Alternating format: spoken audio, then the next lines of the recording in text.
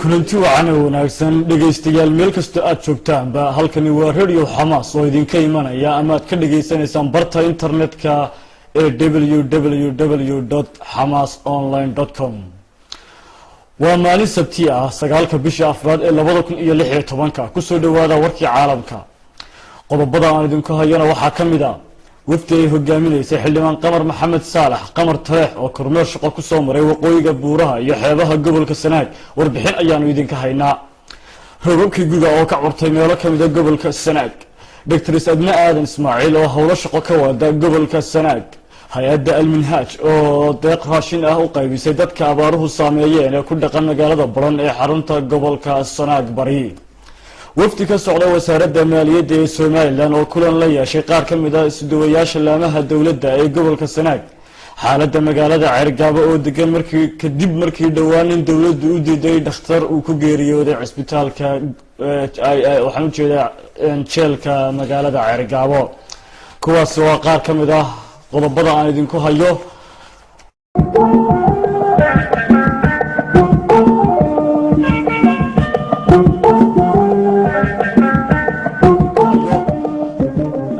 waxaasi ka horeeya waxa soo dhan warkii caalamka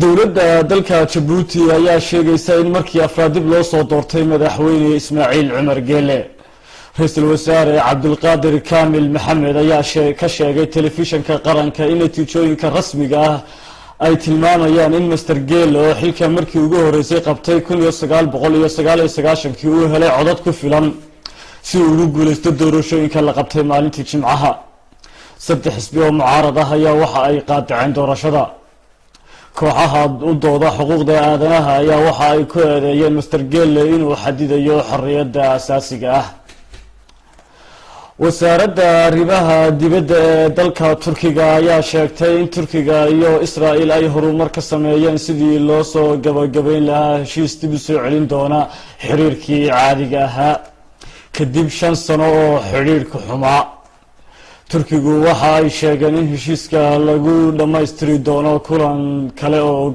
goor aan dheerayn la isugu iman doono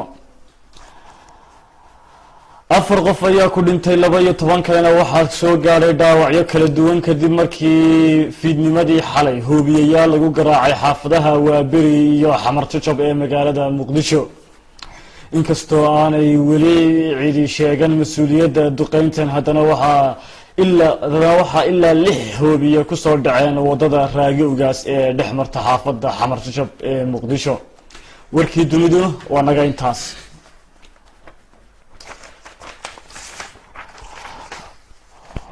waatay dhageystayaal inta waxa ku dhan warkii caalamka waxaan idin soo jeedinayay anigoo ah Saciid Axmed Tamreese halka aad ka dhageysanaysaan waa radio Xamaas oo aad ka dhageysanaysaan barta internetka ee hamasonline.com haatan u diyaar garooba qaybaha kale ee barnaamijka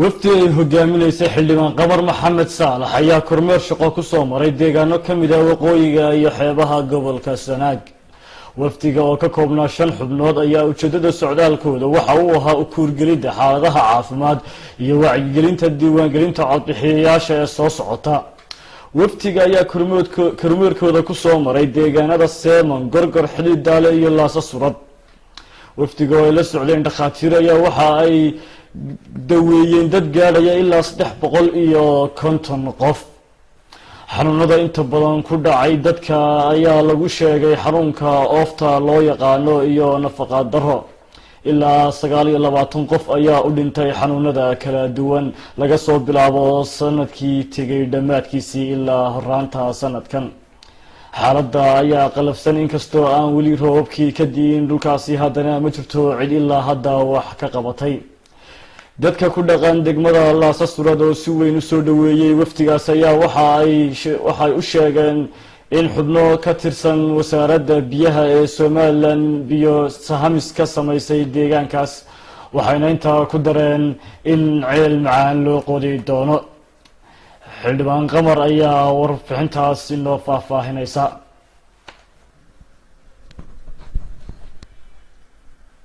aanu gaarsiino wixii aan wacyigelin u hayno si fiican bay noogu suura gashay ilaa maqribkii baanu halkaa joognay. runtii dad badan oo xanuunsanaya oo xanuunkoodu u badan yahay waxaan soomaalidu tiraahdo oo fureen dadkoo naqasku uu hayo oo ku dhegan yahay qufucu kuma badnayn. waxaa kaloo halkaa jiray wax la yahdo nafaqa daro oo dadka nafaqadu ay ka yarayd iyada oo xoolaha aan caana laga maalaynin. wararka ka imanaya magaalada Ceergaabo ayaa sheegaya in roobab lagu diirsaday ay ka da'een deegaano ku xeeran magaalada Ceergaabo.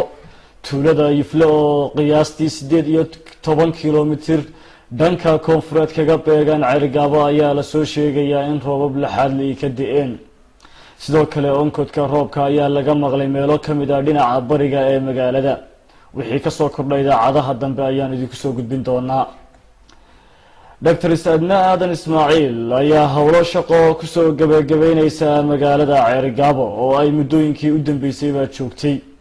dhakhtarada ayaa doonaysa in hablo dhalinyaro ah ay u qaado jaamacadeeda Hargeysa si ay u soo bartaan caafimaadka gaar ahaan hooyada iyo dhallaanka. ilaa 80 xubnood oo hablo ah ayaa howlka jaamacadda Sanaag University waxaa laga qaaday imtixaan iyo waraysi, waxaana ku soo baxay 20 hablood.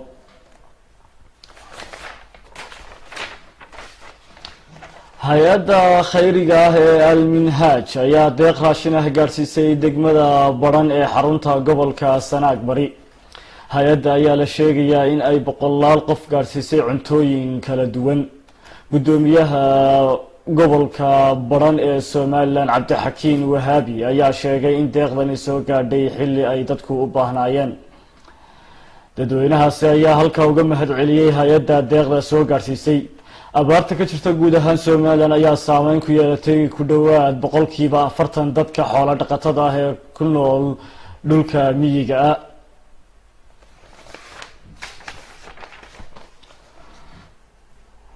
wafdi ka socda wasaaradda maaliyadda ee Somaliland ayaa kulan magaalada Ceergaabo kula yeeshay qaar ka mid ah suduwayaasha laamaha dowladda ee gobolka.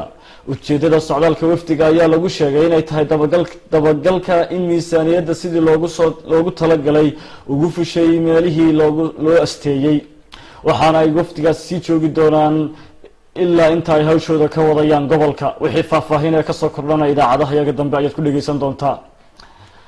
xaaladda magaalada Ceergaabo ayaa degan kadib markii dhowaan nin u xidhnaa dowladda uu xanuun ugu geeriyooday jeelka magaalada Ceergaabo. allah u naxariistay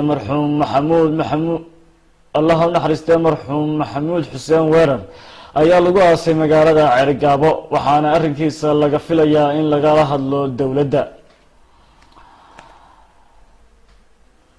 intaasna waxaa ku dhan warar wixii aan idinka haynay guud ahaan gobolka iyo caalamkaba.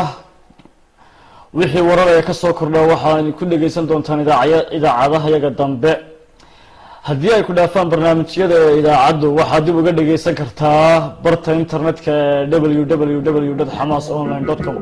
inta ka horeysa waa Saciid Axmed Tamriise. waxaa lagu dhaafayaa sidaas iyo